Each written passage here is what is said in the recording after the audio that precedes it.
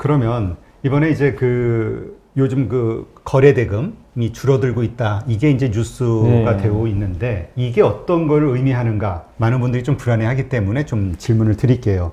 지금 뭐 25%가량 전월 대비 거래 대금이 줄었다. 20조 아래다. 이런 얘기가 있는데 어떻게 보세요? 일단 근데 이제 저는 이제 1월 달은 너무나 제가 생각해도 좀 비이성적일 정도로 좀 진짜 과열이었어요.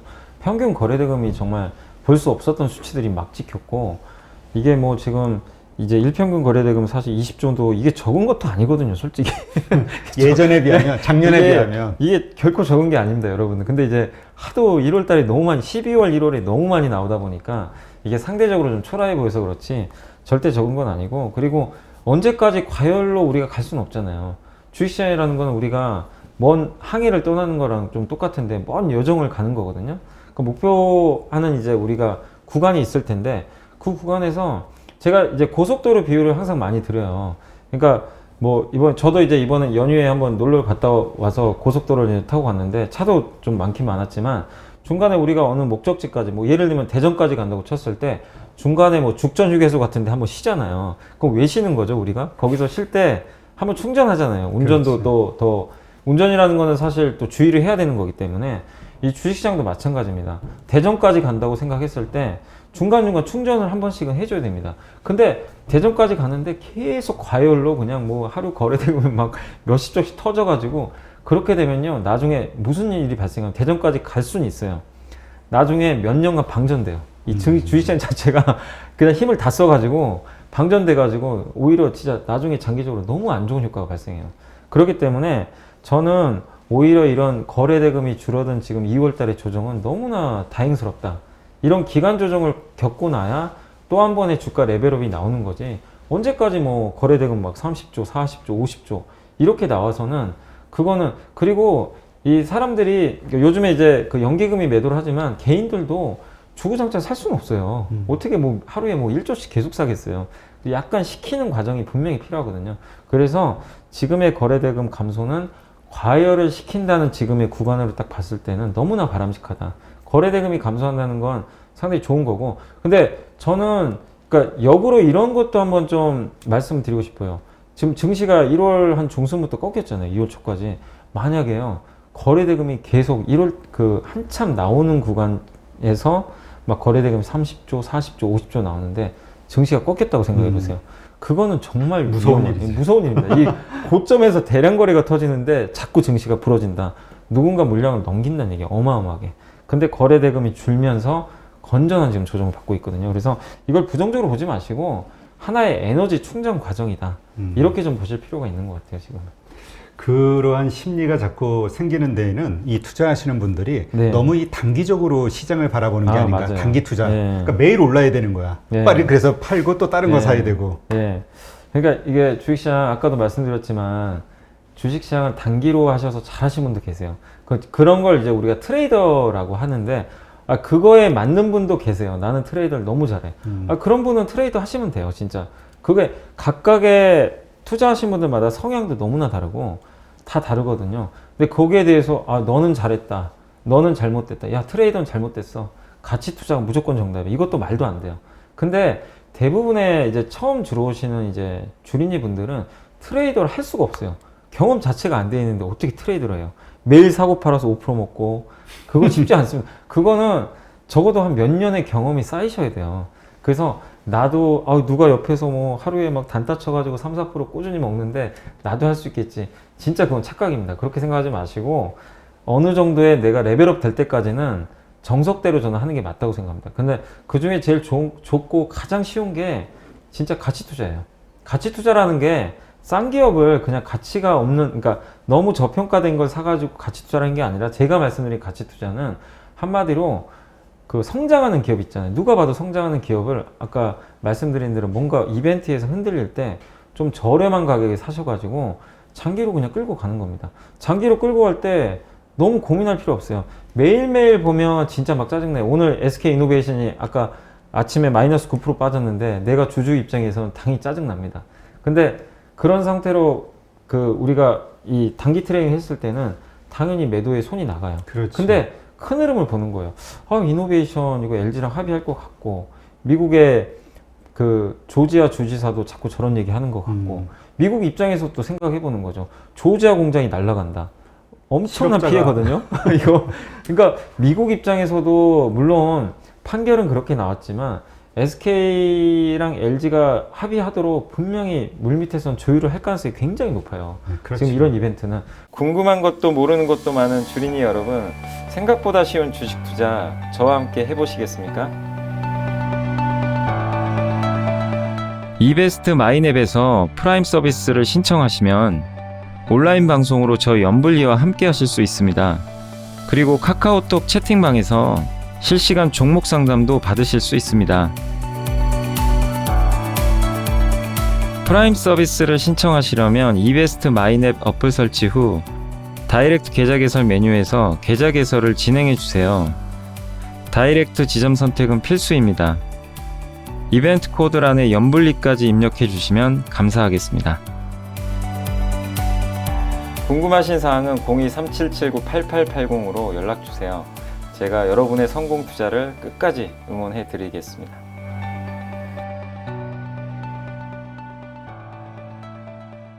그리고 제일 중요한 게 사실 그게 중요한 게 아니고 앞으로 제일 중요한 게 뭐죠? 전기차 배터리 시장 앞으로 몇 년 동안 딱 보는 거죠.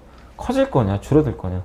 이거는 명확합니다. 커지는데 한국 기업이 그럼 경쟁력이 있냐 없냐. 그동안 검증됐잖아요. 경쟁력이 있어요. 그럼 장기로 보면 어려울 게 없어요. 그냥 가져가면 되는데 매일매일 시세를 보니까 너무 어려운 거예요. 진짜 그 저번에 애플카도 기아차가 15% 빠진 날 하루만 보면 이거 진짜 미치거든요. 그치. 주주분들은 너무 힘든데 큰 그림으로 보자 이거예요. 기아차 그렇게 애플카 이슈 있어도 PER 10배밖에 안 되고 애플카 안 하면 어떻습니까? 또 전기차 앞으로 계속 나올 거고 그리고 전기차 플랫폼을 이미 가지고 있는 업체예요. 현대 기아차는. 그런 큰 그림을 보면은 이 시장이 이미 열렸고 아니 애플이 뛰어들 정도면 이렇게 이 시장이 커진다고 이미 인정을 한 건데 왜 투자자들만 인정을 안 하세요? 그러니까 저는 그게 좀 답답해요.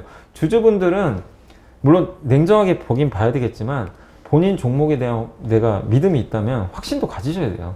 그래서 너무 하지 말고 여러분들께서 지금 요새 뭐 증시가 오늘은 좋지만 지난주까지 너무 흔들렸잖아요. 흔들렸을 때 많은 분들이 좀 멘붕 오신 분들도 계셨겠지만 큰 그림을 보면 전혀 이상할 게 아닙니다. 거래대금 감소하는 것도 지극히 정상이고 이런 약간의 악재들도 그게 당연히 나올 수 있는 거예요. 그렇지만 큰 그림상 전혀 문제가 없기 때문에 지금의 조정 구간 여러분들 슬기롭게 견뎌내시고 제발 주린이 분들은 너무 일희일비 안 하셨으면 좋을 것 같아요. 진짜로 장기 투자하면 안 어렵습니다. 예. 그러니까 그 쉬운데 그거를 지키기가 어려워서 그러니까 다들 이거를 고생을 하는 게 그 스마트폰을 다 뺏어야 될 것 같아요.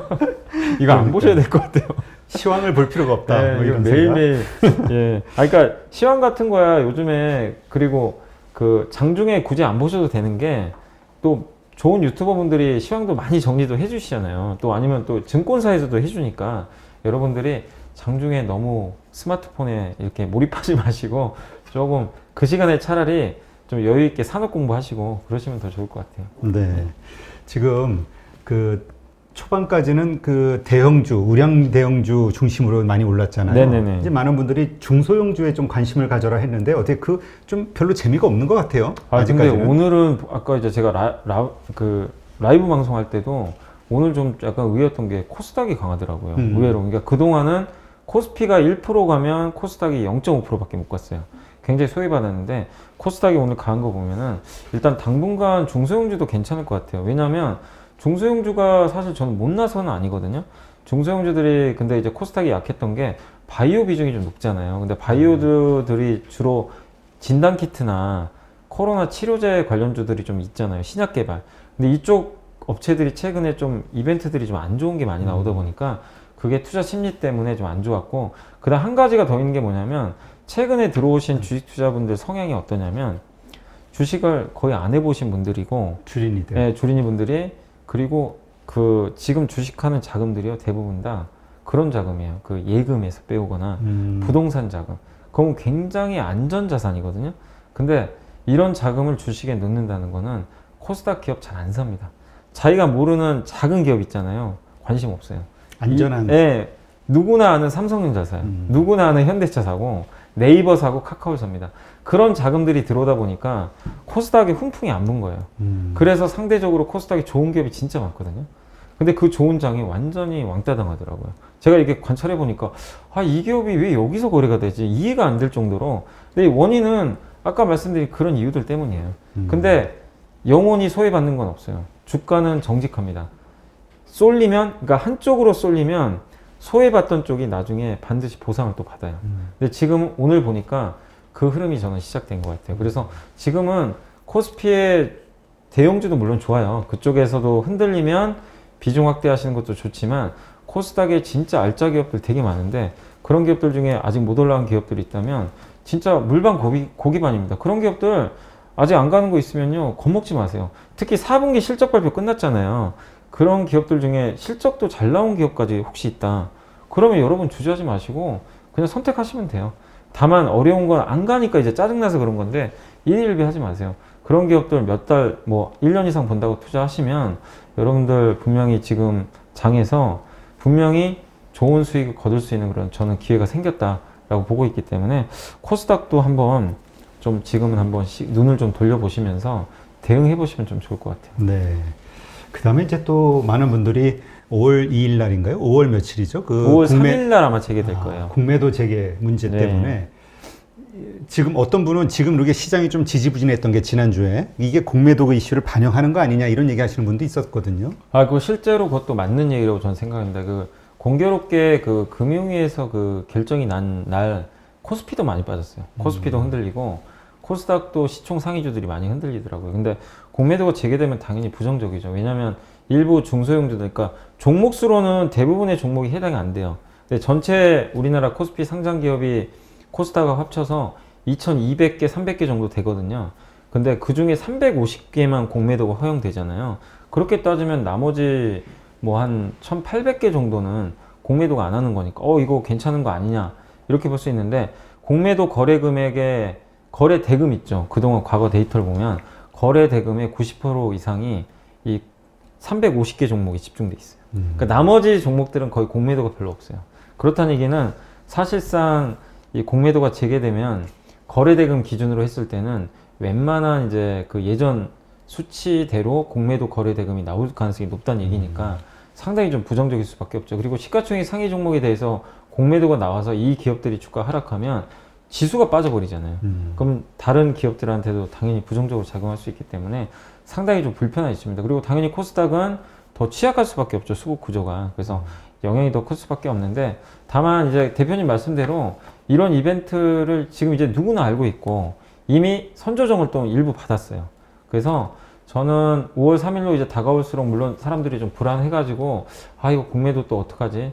그럴 수는 있겠지만 주가라는 건 이미 좀 미리 저는 지금 벌써 1월 말부터 거기에 대한 이제 컨센서스가 형성되면서 어느 정도 좀 조정을 받았다고 생각하기 때문에 너무 걱정하지 마시고 그리고 공매도라는 게 주가 상승을 무조건 방해하진 않아요. 갈 기업은 무조건 갑니다.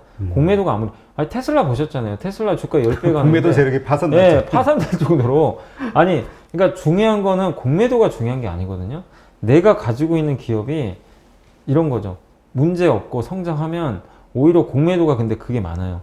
오히려 호재입니다. 왜냐하면 공매도 환매를 해야 되거든요. 그치. 공매도가 실패한 거예요. 그럼 더 사줘야 돼요. 그러니까 그 공매도의 초기 공격만 잘 막아내면 이번에 맞아요. 게임스탑에서 나온 그거를 이제 오른 가격에 그 주식 수만큼 사야 되니까. 근데 이제 게임스탑 같은 기업은 안 되겠죠. 물론. 그렇지, 그렇게 그런 펀더멘탈이 안 좋은 기업은 당연히 이제 다시 돌아오지만 펀더멘탈이 너무 좋고 문제 없는데 공매도 세력들의 어떤 그런 일시적인 물량 때문에 주가가 급나갈 수도 있어요. 근데 그거는 저는 오히려 즐길 필요가 있다고 생각해요. 오히려 더 진입할 수 있는 기회고 그래서 여러분들한테 더 주문하고 싶은 거는 공매도가 재개되면은 이제 공매도 수량들이 계속 매일매일 우리가 알 수가 있잖아요. 네. 그럼 사람들이 되게 불안해져요. 이 기업 문제 있나? 내가 가지고 있는 내가 모르는 악재 있나? 그래서 앞으로 더 필요한 게 정말 이제 공부를 더 하셔야 돼요. 내가 가지고 있는 기업, 산업에 대해서 더더욱 공부하시고 그리고 더더욱 확신하느냐 아니냐 이거를 잘 구분을 하셔야 됩니다. 내가 이 기업에 대해서 공부를 해봤더니 공매도 나오는 건 알겠어. 근데 아무리 생각해도 문제 없거든? 그럼 버티세요. 그거 전혀 이상 없습니다. 여러분의 확신이 맞을 수도 있는 거기 때문에 그리고 나중에 그 공매도가 끝났을 때는 오히려 더 드라마틱한 주가 상승이 나올 수 있는데, 근데 주의해야 될 거는 과대포장된 기업들 있잖아요. 어떤 테마가 붙었거나 누가 생각해도 성장이 꺾인 산업이 있어요. 근데 주가가 과대포장된 기업들이 있어요. 그런 기업들은 공매도에 당연한 타겟이 돼서 장기적으로 주가가 내리막길을 걸 가능성이, 그러니까 10이 빠질 게 30 빠질 수도 있는 거예요. 그런 기업들은 옥석이 가려지겠죠. 그래서 공매도가 재개되면 그 어느 분이 그 얘기하더라고요. 그러니까 이 예전 공매도를 표현한 게 아니라 올해 시장에 대해서 어느 분이 작년에는 이제 수능 시험으로 따지면은 그냥 물수능이었대요. 물수능. 근데 올해는 불수능. 그러니까 무슨 얘기냐? 공매도가 만약에 재개되면 불수능이 시작될 수 있어요. 진짜로. 내가 정말 공부를 잘해서 잘 선택해서 좋은 성장을 보여주는 기업들은 정말 오히려 엄청난 주가 상승이 나올 수 있지만, 그냥 어설프게 알고 어설프게 투자하면 공매도 때문에 굉장히 곤욕을 치를 수도 있는 그런 흐름이 나올 수 있기 때문에, 저는 증시 자체보다는 각 그 350개 되는 기업들에 대한 더욱 면밀한 좀 투자가 좀 필요하다. 그러니까 잘 분석할 필요가 있다. 이렇게 공부를 좀 열심히 더 하자. 예. 그래서 너무 증시는 걱정 안 하셨으면 좋을 것 같아요. 그 전에 그 헤지펀드, 미국 헤지펀드에서 일하는 친구 애널리스트가 네. 펀드 매니저가 한번 출연을 했었는데 네. 주특기가 공매도래요. 공매도하는 전략을 봤더니 네. 약점이 있는 회사를 찾는다고 네, 하더라고요. 맞아요. 그래서 공매도 전략은 약점이 있는 회사들 가운데서 그걸 자꾸 부각시키면서 네. 그러니까 우리가 좀 좋은 기업 위주로 한다고 하면 조금 그래도 도움이 되지 않을까. 그리고 이게 공매도 세력들도 이번에 게임스탑 사태 때문에 무서워서 못할 것 굉장히 같아요. 아마 이번에 충격을 받았을 거예요. 왜냐하면 한국에서도 그러지 말라는 법은 없거든요. 맞아요. 그래서 아무 기업이나 쉽게 못해요. 이제는 옛날처럼 뭐 무차익 공매도를 한다거나, 더더욱 그래서 아마 공매도 헤지펀드들도 더욱더 신경을 쓸 수밖에 없기 때문에 과거처럼 공매도 재개된다고 해서 무조건 저는 공포감을 가질 필요가 없을 것 같고, 그리고 사실 테슬라 아까 말씀드렸지만 테슬라의 약점이 되게 많았잖아요. 그래서 저는 이제 그 얘기 들으니까 생각이 나요. 테슬라 예전에 증권가에서 몇 년 전에 다 부도난다 그랬어요. 그랬죠. 예. 그게 그러다 보니까 이제 공매도 세력들이 저는 더 부풀렸던 것 같아요. 공매도를 쳐놓고 기사를 더 터트린 거죠, 사실은. 이게 몇 년 안에 부도난다, 양산 못한다, 이거 만드는 거 제대로 만들기나 했냐, 그런 걸 부각시키는 거죠. 근데 그때 당시에는 아직은 대량 양산하기 힘든 시기잖아요. 근데 그런 것들이 더 부각돼서 테슬라도 곤욕을 치렀던 적이 있는데, 근데 결국 되는 기업은 됩니다, 오히려. 그래서 여러분들이 더욱더 세밀하게 진짜 공부를 해봐야 될 것 같아요, 지금. 네. 하여튼 이번에 공매도 세력들도 이번에 개인들의 어떤 파워를 받기 때문에 네, 그렇게 맞습니다. 쉽게 함부로 예전처럼 만만하게 못해요. 보고 하지는 못할 것 같아요. 네, 쉽게 못할 것 같아요. 근데 그렇죠. 근데 하여튼 이 개인 투자자들이 가지고 있는 피해 의식이 상당히 크기 때문에 이 정말 또 실제로 그렇게 피해를 많이 본 분들도 있고 네, 그러다 맞아요. 보니까 되게 민감해 하시더라고요. 그러니까 저는 좀 이제 금융당국에 좀 그 얘기는 하고 싶어요. 뭐냐면 이제 개인 투자분들 많이 바라시는 건데, 뭐 공매도야 전 세계 어느 나라는 다 이번에 그 보니까 어디더라? 인도네시아 인도네시아라고 빼고는, 그런 것 같아요. 거기 빼고는 네. 다 지금 이미 됐기 때문에 공매도를 하는 것 자체가 문제는 아닙니다. 이제 저도 솔직히 저 개인적으로는 공매도 없었으면 좋겠어요. 저도 솔직히. 왜냐면 수급에 그건 불리한 거거든요. 사실 장기 투자하시는 분들 입장에서는 매도부터 나오니까. 근데 이 제도를 없앨 수 없잖아요. 그러면 제도가 있다고 생각한다면 모두 다 수긍할 수 있는 제도여야 됩니다. 합리적으로 가야 되는데 왜 개인 투자자들이 왜 이렇게 뿔이 났겠어요? 이 공매도 세력들이 아까 말씀하신 대로 의도적으로 뭔가 이 회사에 있지도 않은 거짓 소문을 퍼뜨린다거나, 아니면 무차익 공매도, 빌리지도 않고 그냥 공매도를 때려요. 실제 그런 일들이 비일비재했다고 하잖아요. 그리고 기울어진 운동장, 왜 개인은 공매도를 못하게 하고 너네들만 하게 하느냐, 이런 거에 대한 거, 이런 거에 대해서 금융당국이 정말 명쾌하고 합리적으로 그 다음에 투명하게 운영을 해야 될 것 같아요. 그러면 개인 투자분들도 저는 분명히 수긍할 수 있다고 생각합니다. 근데 그런 게 뭐 만약 재개가 됐는데 여전히 해결이 안 됐다, 그러면은 개인 투자분들은 더욱더 화를 낼 수밖에 없거든요. 그래서 네. 이런 부분은 좀 어쨌든 앞으로 계속 우리가 검증을 해 나가야 될 것 같아요. 네. 예. 하여튼 저희 파일로 모니터에서도 그래서 공매도에 찬성하시는 분, 그 다음에 그 한투연인가 뭐 이렇게 반대하는 네. 거기 대표 이 분들한테 일단 공매도 찬성하시는 분은 촬영이 끝났는데 네. 그분도 아. 이제 촬영이 끝나면 반대하는 분 네. 논리 예. 해서 비교하면서 방송을 해보려고 네. 하는데 워낙 민감하긴 한가 봐요. 그죠, 이분이 민감하죠. 하도 협박을 많이 받아서 아이고. 단검복을 입고 다니더라고요. 깜짝 놀랐는데 네. 하여튼 그만큼 이제 우리 개인 투자자들이 민감해하는 문제라는 게 자꾸 걱정이 근데 이제 되고요. 그 얘기는 꼭 해드리고 싶어요. 아니 물론 이제 개인 투자자분들의 의사에 반하는 말씀하시는 분도 계시죠. 대부분은 이걸 생각하는데 이쪽으로. 근데 저는 너무 비난을 안 하셨으면 좋겠어요. 왜냐면은 그분이 그러니까 이런 건 비난하셔도 돼요. 그분이 그냥 말도 안 되는 논리로 그냥 뭐 생트집 잡는 것처럼 그냥 무조건 자기 주장만 고집하는 분도 있어요. 그런 분은 여러분이 생각했을 때 비난해도 괜찮아요. 근데 그분이 뭐 만약에 공매도에 찬성하는 분이 나오셔가지고 얘기를 하는데 그 논리가 합당하다면 그거를 논리적으로 비판을 하시는 거 좋은데 그분이 인신공격을 한다거나 그렇지. 그거는 진짜 아닙니다. 그건 투자로서 해서는 안 되는 저는 그 행위라고 좀 보고 있기 때문에 여러분들이 기분은 나쁠 수 있지만 좀 이성적으로 그 비판을 하시면 좀 좋을 것 같아요. 네. 네. 하여튼 뭐 이 돈과 관련된 주식시장 이런 금융시장은 아주 냉철함이 필요하잖아요. 아, 그럼요. 네. 그 어느 연구원분이 그 박종대 하나대투의 그 하나금융투자 박종대 분이 그 얘기 하셨더라고요. 자기 그러니까 유튜브 채널을 운영하시는 분인데 그분께 저도 이제 거기에 굉장히 공감을 했던 게 제발 개인 투자자분들이 너무 감정이 많이 휩쓸린다. 그러니까 감정 냉철하게 해야 되는데 어떤 정치적인 이슈가 생기거나 이런 것들이 생겼을 때 그러니까 예를 들면 뭐 민주당을 싫어하시는 분도 계실 거고 아니 국민의힘을 싫어하시니까 그러니까 약간 이제 정치 성향이 다를 수 있잖아요. 그렇죠. 근데 그거를 주식에 대입을 하는 거예요. 그러면 안 되거든요. 주식은 냉정해야 돼요. 그 당이 중요한 게 아니라 내가 가지고 있는 기업이 어떤 정책적 이슈가 생겼을 때 어떤 피해를 보고 어떤 호재를 보고 이것만 판단해야 되는데 내가 좋아하는 정당을 보고 판단을 하세요. 그건 진짜 아니거든요. 그래서 투자와 내가 생각하는 이념은 진짜 분리하셨으면 좋겠어요. 네. 그게 좀 진짜 정답인 것 같습니다. 네, 하여튼 이런 유연한 사고가 반드시 네. 우리가 투자자라면 가져야 될 덕목이 아닌가 생각이 네. 들고요. 마지막 질문을 좀 드리면 네. 이제 우리 고점 3,200선 이렇게 하면서 고점을 찍었을 때 투자한 네. 그분들이 이제 손실을 보고 있단 말이에요. 네. 그러니까 막 고민이 많은 거예요. 이거 팔은 뭐 손실 처리하신 분도 있고 지금 가지고 있는 걸 어떻게 뭐 팔아야 되나? 어떻습니까? 계속 보유해야 되는 종목과 팔아야 하는 종목, 내가 가지고 있는 주식 가운데서 그걸 어떻게 분간할 수 있죠? 그거는 이제 분명히 분간을 하셔야 될 것 같아요. 그러니까 일단 비싸게 샀잖아요. 네. 비싸게 샀지만 저는 이제 개인적으로는 어쨌든 3,200에 사신 분도 너무 걱정하지 마시라고는 말씀을 드리고 싶어요. 3,200이 저는 결코 고점이라고 생각 안 하고 여전히 글로벌 평균과 따져봤을 때는 우리 한국이 글로벌 평균 PBR 받으면 4,000 넘어가야 돼요, 사실은. 근데 거기까지 갈지는 모르지만 분명히 지금 비싼 건 아닙니다. 그리고 이익 전망치도 올라가는 걸 봤을 때는 3,200도 지금 어떻게 보면 시작일 수도 있어요, 나중에 보면은. 그래서 너무 겁먹지 마시되 다만 중요한 게 뭐냐면 만약에 4,000을 갈 수도 있잖아요. 근데 어떤 분은 3,200에서 예를 들면은 뭐 2차 전지나 반도체나 전장 부품 같은 좋은 기업을 포트를 잘 꾸려놨어요. 거기다가 일부 이제 경기가 회복되니까 뭐 의류주라든가 백화점이라든가 아니 일부 정유회사들 최악을 탈피하는 걸로 골고루 잘 해놨어요. 그런 분들이라면 3,200에서 물려도 내가 비싸게 샀다는 게 그게 이제 뭐 자기 손가락을 좀 원망할 수도 있지만 그것만 제외한다면 전혀 잘못된 건 아니거든요.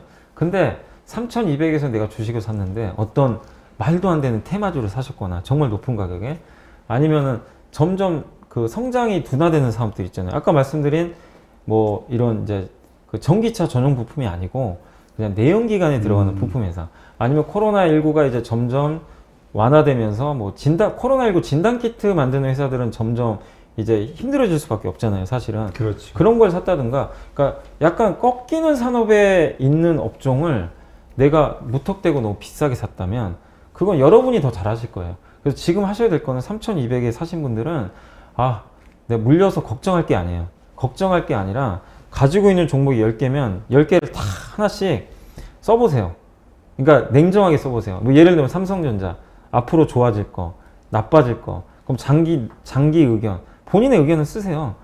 나쁘지 않다. 그러면 더 사도 돼요. 근데 만약에 앞으로 꺾이는 산업이다. 어떤 B라는 종목이 꺾이는 산업에 속해 있다. 우리가 냉정하게 판단할 수 있잖아요. 그렇죠. 그러면 과감하게 정리하세요. 지수 올라갈 때가 또 팔긴 좋잖아요.